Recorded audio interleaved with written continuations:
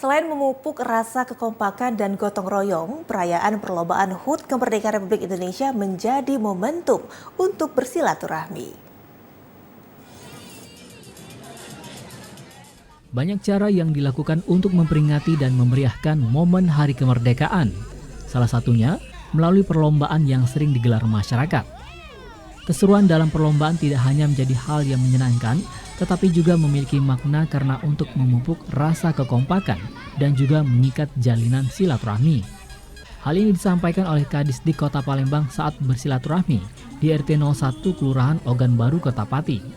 Kita turut berpartisipasi dan harapan kami dengan kegiatan 17 ini adalah satu ajang pemersatu kita buat silaturahim kita, dan kami terkesan ya ke tempat ini warganya sangat kompak, dengan kawan-kawan juga dekat. Kemudian saya kesini pulang kampung sebetulnya karena saya juga adalah asli tempat lahir saya, sekolah saya itu di sini.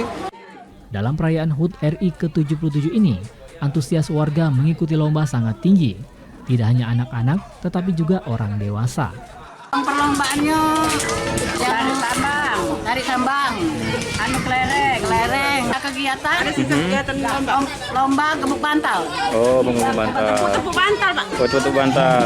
Jadi kalau antusias warga di sini kayak mana, Bu? Begitu. Alhamdulillah, mendukung tenaga, moral, bolehlah kalau warga kami.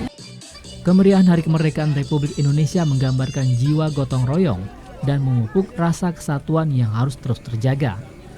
Andi M. Said, TVRI Sumatera Selatan melapor.